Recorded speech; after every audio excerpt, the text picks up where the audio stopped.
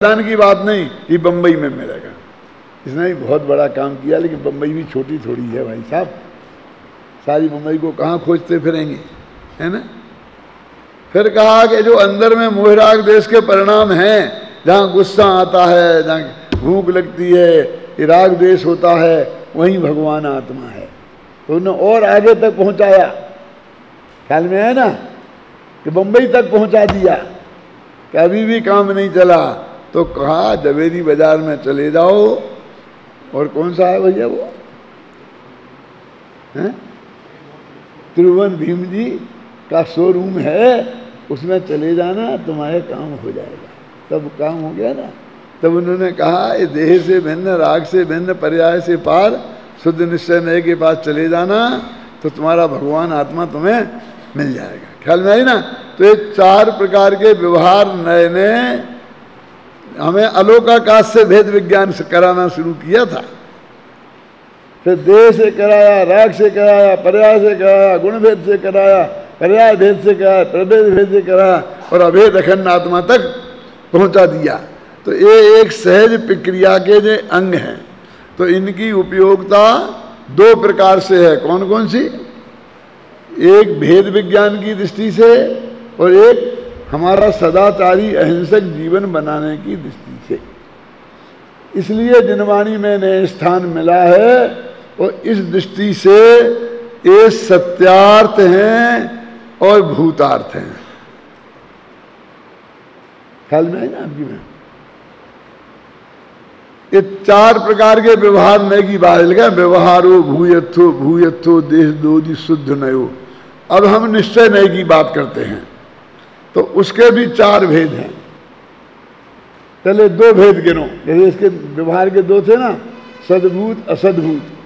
अभी अपन ने उपचरित अनुपचरित भेद नहीं किए ना, कल कर दिए थे, आज भी थोड़ा सुन लो। इसमें जो जिसके साथ औपचारिकता बरतना पड़े, उसको बोलते हैं उपचरित असद्भूत व्यवहार नए। और जिसके साथ औपचारिकता न बरतना पड़े, उसे अपना कहने वाला होता है अनुपचरित सद्भूत व्यवहार नए। और शुद्ध हिंदी में समझना है तो इस देव के साथ अपना संबंध बताना, इसका नाम है अनुपचरित सद्भूत व्यवहार नए। और स्त्री पुत्र मकान जायदाद रुपया पैसा नगर देश और गांव, इनको अपना कहना बताना, यह है उपचरित असद्भूत व्यवहार में। सीधा सच्चा है साहब, अकेला एक शरीर है अनुपचरित में, और बाकी सारा परिग्रह वो सब उपचरित में जाता है। क्यों? तो सीधा एक गणित लगाओ कि जन्म से लेकर मरण तक जिसका साथ हो, उसको बोलते अनुपचरित। और जो साथ विवाद में आए और पहले ही छूट जाएं, पहले आए पहले छूट जाएं, माँ बाप पहले आए थे और वे पहले छूट के चले, तो उससे भेद विज्ञान करना आसान है कि ये जुदे हैं और हम जुदे हैं। तुम्हारे खाने से हमारा पेट नहीं भरता, हमारी भूख नहीं मिटती, तो अलग मालूम पड़ जाता ना। जिनका हमारा जन्म से मरण तक साथ शरीर का है, इसलिए हमें पता नहीं चलता शरीर से भिन्न आत्मा है। क्योंकि जब हम होश में आए तब जो इकट्ठे ही मिले थे, और जब तक होश में रहे तब तक मिले ही रहे। तो इससे भेद विज्ञान कठिन है। इनको अनुपचरित संबंध कहा और उसको उपचरित कहा। ये उपचरित अनुपचरित नाम क्यों दिए? देखो, मेरे घर में आप आए तो मैं यदि चड्डी बनियान में बैठा होऊंगा तो फटाफट लुंगी तो पहन लूंगा ना, कुर्ता भी पहनूंगा। क्यों? और फिर आपके साथ बैठूंगा ना, तो ये औपचारिकता निभानी पड़ी ना।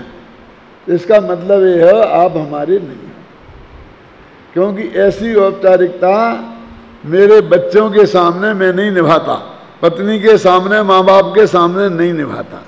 फर्क हो गया ना।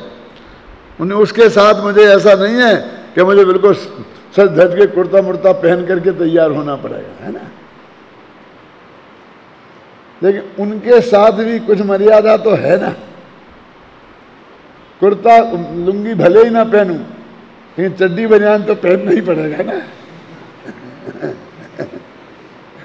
लेकिन शरीर के साथ ऐसा है क्यों? शरीर के साथ ऐसा नहीं है, तो उसके साथ हमें कोई औपचारिकता नहीं निभानी पड़ती है। मेहमान आए तो आओ आओ बैठो साहब, चाय पानी लेंगे, ठंडा लेंगे या गर्म, ये सब औपचारिकता है ना। अपना घर का बेटा आएगा तो हमने कभी नहीं कहा आइए आइए परमात्मा प्रकाश जी चाय लेने, ठंडा या गर्म, ऐसा हमें नहीं पूछना पड़ता, विकल्प भी नहीं आता। क्यों होता कि नहीं होता? तो ये औपचारिकता ज्यों ज्यों नजदीकी होती है उतनी कम होती जाती है, समझ गए आपके ख्याल में। और जहां औपचारिकता बिल्कुल खत्म हो जाए उसे समझना अनुपचारित, और जहां औपचारिकता रहे वो सब उपचारित में जाते हैं। ये शरीर ऐसा है कि उसके साथ हमें कोई औपचारिकता नहीं निभानी पड़ती, ख्याल में है ना। हम अपने शरीर से कभी नहीं कहते हैं क्यों भैया तुम चाय पियोगे, क्या रोटी खाओगे कि नहीं खाओगे, नहीं कहते ना। जैसा बेटे से भी कहते हैं, आपस में माँ बाप से भी कहते हैं चलो खाना खा लो बैठ जाओ, लेकिन शरीर से तो नहीं कहते हैं ना। जो कुछ करना होता कड़ाई डालते हैं, क्यों? इसलिए वो अनुपचारित में है। ये तो हुआ असद्भूत में, और सद्भूत में भी अभी बात आएगी, उसकी भी अपन बात करेंगे। अब सद्भूत क्या है कि आत्मा में जो मोह राग द्वेष के परिणाम हैं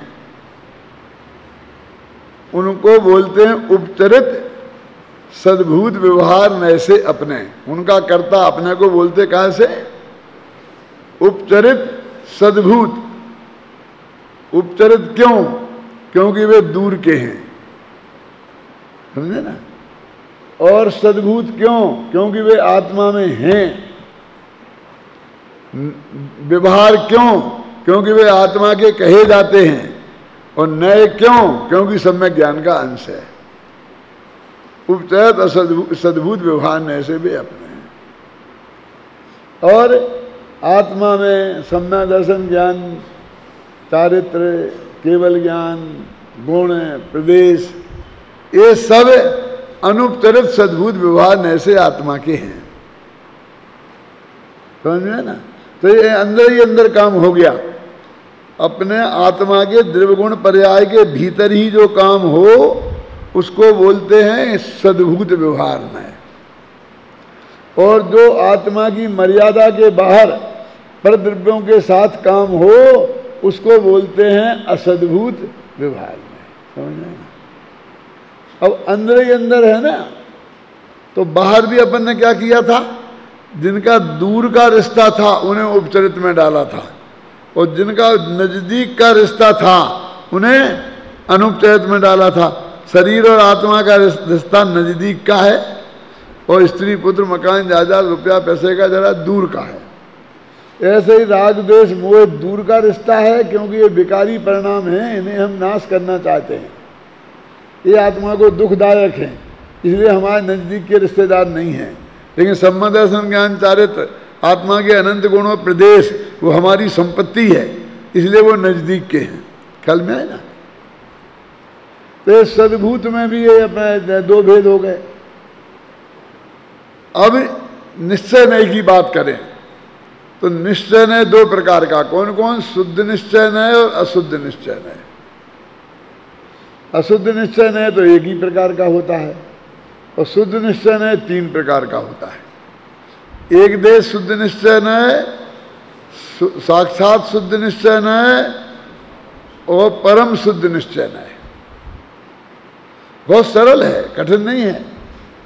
जो अशुद्ध है विकारी भाव राग द्वेष मोह, इनसे सहित आत्मा को कहना, इनका कर्ता भोक्ता कहना, उसका नाम है अशुद्ध निश्चय नय। अशुद्ध भावों को आत्मा को स्वामी कहना, उनका कर्ता भोक्ता कहना, इसका नाम क्या है? अशुद्ध निश्चय नय। और शुद्ध भाव से आत्मा को अभेद कहना, वो शुद्ध निश्चय नय। अब शुद्ध निश्चय नए के तीन भेद। तो एक देश शुद्ध निश्चय नए माने कि शुद्धि तो प्रकट हो गई लेकिन पूरी नहीं गई। सम्यक दर्शन तो हो गया, सम्यक ज्ञान तो हो गया, लेकिन केवल ज्ञान नहीं हुआ। सम्यक चारित्र तो प्रकट हो गया लेकिन यथाख्यात चारित्र नहीं हुआ। कुछ शुद्धि है कुछ अशुद्धि है, मिक्सचर है मामला। तो उसको बोलते एक देश शुद्ध निश्चय नय। और जो पूरी शुद्धि हो गई, केवल ज्ञान हो गया, पूर्ण वितरागता हो गई, उसको बोलते हैं साक्षात शुद्ध निश्चय नय। जैसे नाम तो उसका अकेला शुद्ध ही नय है, लेकिन वो पूरे तीनों को मिला करके भी नाम शुद्ध नय है ना, इसलिए उससे अलग करने के लिए हमने साक्षात लगा दिया। हमने नहीं, आचार्यों ने। तो अपना हमने क्यों बोलते हो, हम भी तो आचार्य ही है। माने आचार्यों की बात कह रहे ना, समझ में आई ना, इसलिए लगा दिया उस शुद्ध निश्चय नय से अलग भेद कराने के लिए। अब एक रह गया असली, किसका नाम है, क्या है, परम शुद्ध निश्चय नय।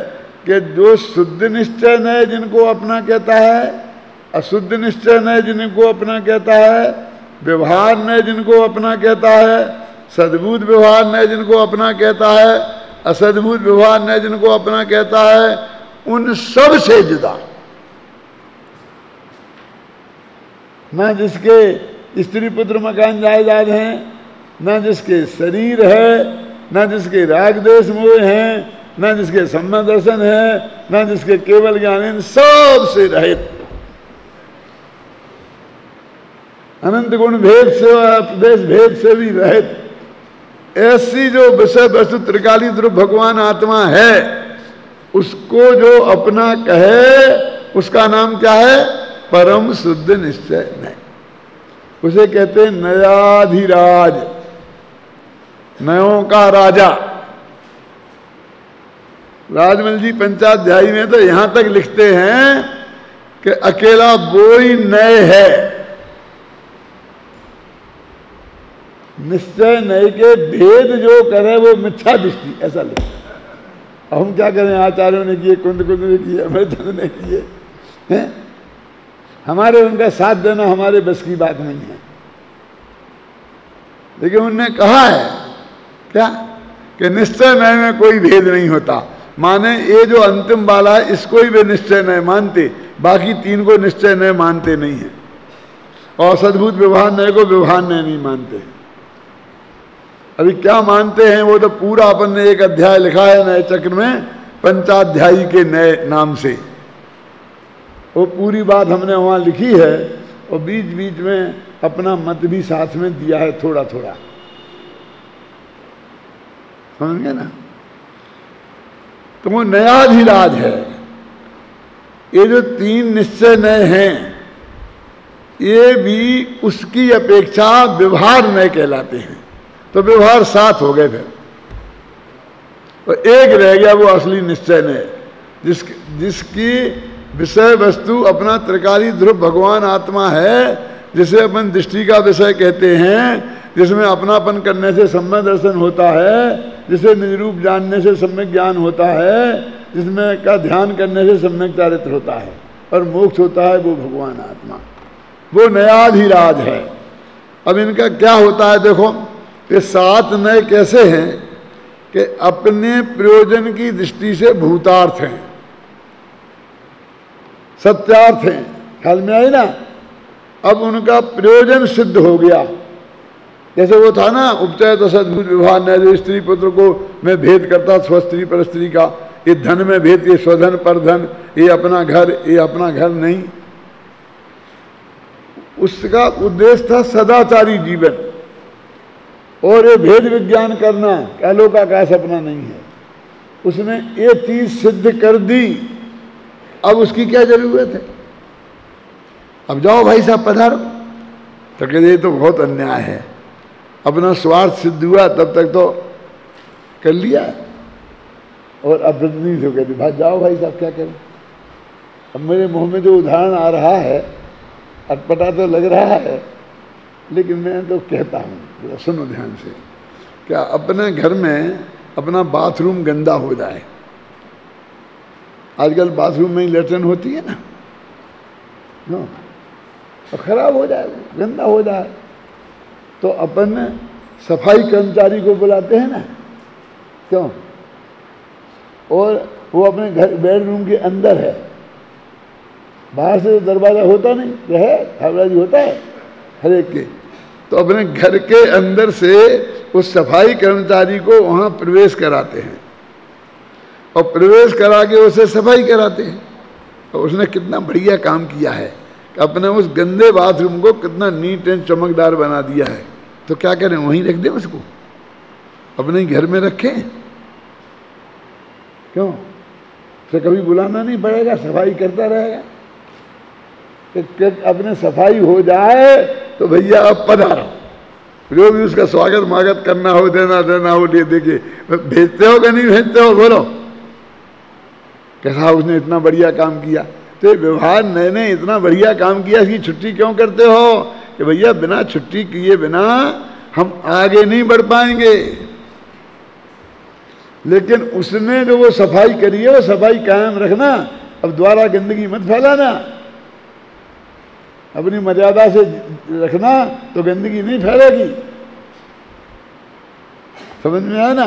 वो जो सफाई तो रखना, उसने जो हमारा जीवन को सदाचारी बनाना, वो सदाचार तो रखना, वो भेद विज्ञान तो रखना, और नए से आगे बढ़ जाना। फिर दूसरे ने शरीर को अपना कहा था, उसने भी हमारा बहुत काम किया, वेद विज्ञान भी कराया और हमारा जीवन अहिंसक बना दिया ना। कैसा कि आलू में जीव हैं, अनंत इसमें जीव हैं, इसमें जीव हैं, इसमें जीव हैं। तो जीव तो अपने आदि देह में भी है, और भगवान आत्मा वो हमारा जिनेंद्र भगवान से भी बड़ा भगवान है क्या नहीं? क्योंकि उनकी पूजा करने से पुण्य बनता है, और इसके दर्शन करने से तो सम्य दर्शन होता है। बड़ा भगवान है क्या नहीं? तो जैसा इसका ध्यान करते हैं, मंदिर में विराजमान भगवान की पूजा करते हैं, ऐसे आलू में भी भगवान आत्मा है ना, हम सिद्धों जैसा, जो निगोद में सोही मुझ में सोही मोक्ष मझार। तो आलू में सिद्धों जैसे ही भगवान है आत्मा, तो उन्हें रख करके पूजा करो, जय आलू देवा। क्यों? अरे भाई, उसमें जो अनंत जीव हैं उन्हें तुम चाहे जैसा उबालो मत, इस दया परिणाम के लिए उसमें जीव हैं ये बताया है, ये प्रयोजन है। उसकी पूजा करने के लिए तुमसे नहीं कहा। तो तुम शुद्ध भगवान की महिमा करते हो ना, अनंत भगवान की, तो उन जैसा कहकर वैसे ही आत्मा उसमें है ये बताकर तुम्हारे हृदय में उसके प्रति एक आदर भाव पैदा किया है। लेकिन वो उसी सीमा तक कि उसकी हिंसा मत करो, बस खत्म। ख्याल में आई ना? उसकी हिंसा मत करो, यहां तक है, बस इससे आगे नहीं है। अब हमारा जीवन अहिंसक हो गया, अब शरीर से करके अब शरीर को लेकर मोक्ष में जाओगे?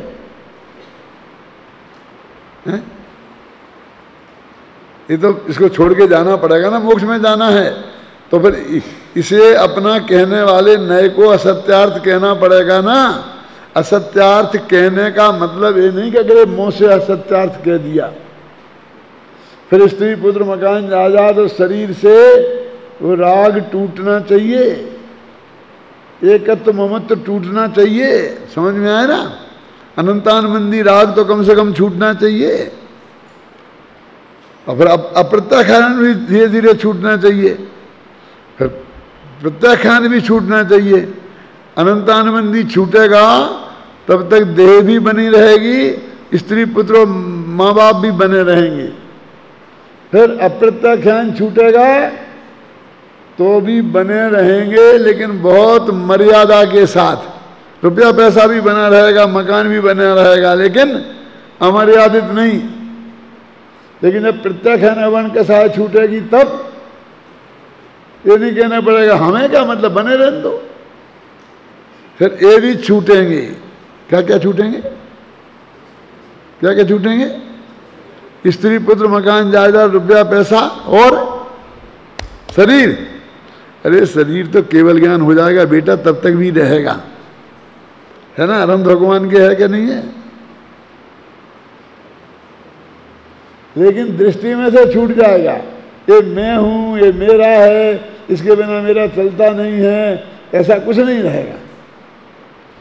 देखो, उससे एकत्व मत छूटेगा, माने मिथ्यात्व छूटेगा, उसके प्रति अनंतानुबंधी कसाय छूटेगी, फिर उसे अप्रत्याख्यान बन कसाय छूटेगी, फिर प्रत्याख्यान बन कसाय छूटेगी, सिर्फ संतुलन कसाय रहेगी। और संतुलन भी नहीं रहेगी शरीर के साथ, तो भी वो बना रहेगा। वो पुराना जो नाम कर्म है ना, गोत्र कर्म है, आयु कर्म है, जिनके उदय से संयोग मिले थे, वो सब बने रहेंगे। ख्याल में है ना? सामलिया पारसनाथ सामलिया ही बने रहेंगे, केवल ज्ञान हो जाने के बाद गोरे नहीं हो जाएंगे। क्या वो नाम कर्म के उदय से जैसा शरीर मिला था ना, वो बना रहेगा वैसा ही। समझ में आया ना? तो एक नए अपनी उपयोगिता पूरी करके छूटता गया, और अगला नए उसका निषेध करता जाता है। वो कहता देखो भैया, अब शरीर तो रहेगा जब तक, उसे तो हम छोड़ नहीं सकते हैं, लेकिन बाल बच्चों को, माँ बाप को, घर को, परिवार को, मकान को, जायदाद को तो छोड़ सकते हैं ना, उनका निषेध करेगा।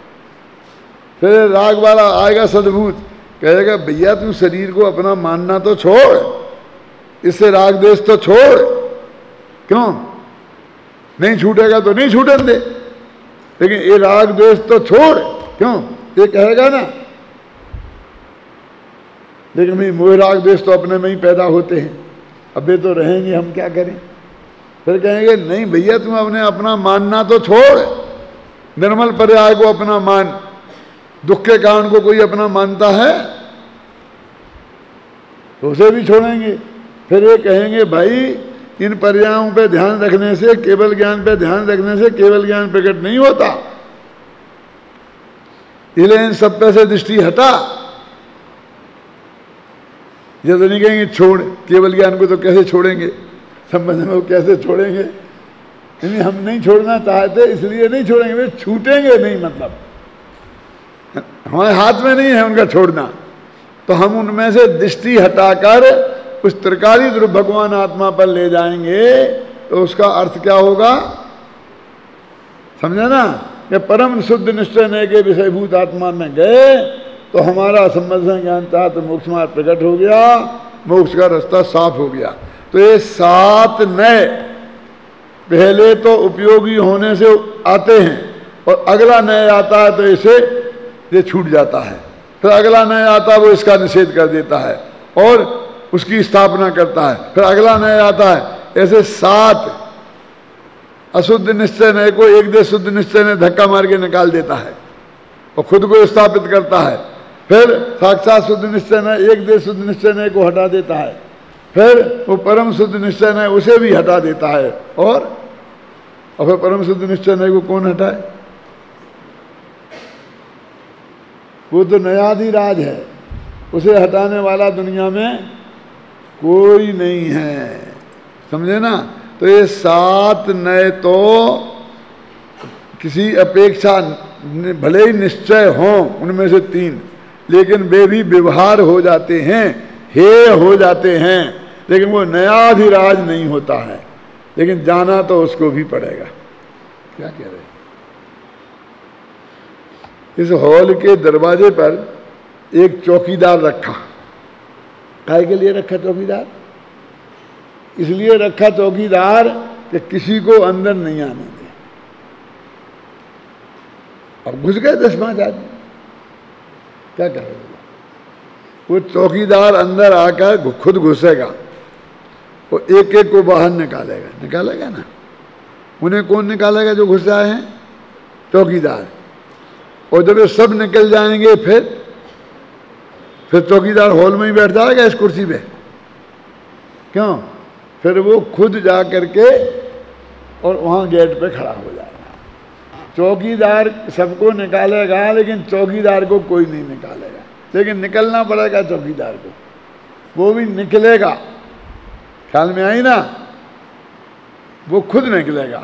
ऐसे वो नयाधिराज को भी निकलना पड़ेगा, क्योंकि नए है वो विकल्पात्मक होता है, तो नए जो है उसको निकलना पड़ेगा और उसकी विषय वस्तु रह जाएगी। जैसे सबकी विषय वस्तु रही ना, स्त्री पुत्र भी रहे, मकान जायदाद भी रहे, वो भूमिकानुसार राग भी रहा, और केवल ज्ञान आदि जहाँ तो केवल ज्ञान आदि भी रहे, सम्मा दर्शन भी रहा, नहीं रहा ना।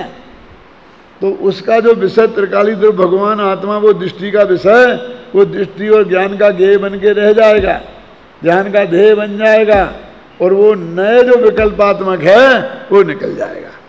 वो सबको निकाल के और बाद में खुद भी निकल जाता है। जो यहाँ शुद्ध नय कहा ना भूतार्थ है, तो वो शुद्ध नय माने परम शुद्ध निश्चय नय, वो उसको भूतार्थ कहना चाहते हैं, इसलिए उनने निश्चय नय का प्रयोग नहीं किया, क्योंकि निश्चय नय का प्रयोग करते दादा तो चारों निश्चय नय आ जाते।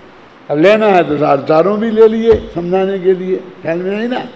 लेकिन वो कहता भूतार्थ माने असली, असली जो भगवान आत्मा है वो भूतार्थ है, और उसको प्रकट करने वाला वो परम शुद्ध निश्चय नय है, तो वो ही भूतार्थ है। और बाकी के सब क्या है, अब अपने प्रयोजन की दृष्टि से भूतार्थ हैं, और प्रयोजन पूरा हो जाने पर अभूतार्थ हैं। वो कथनचित भूतार्थ हैं और कथनचित अभूतार्थ हैं, और ये जो परम सिद्ध निश्चय है ये एकमात्र भूतार्थ है। इसलिए 11वीं गाथा में लिखा कि देश दोध शुद्ध नयो, व्यवहार शुद्ध नय को भूतार्थ कहा है और व्यवहार नय को अभूतार्थ कहा है। तो इससे काफ़ी अपेक्षाएं मैंने स्पष्ट कर दी, और बाकी की जो बात रही है उसकी चर्चा अपन कल करेंगे।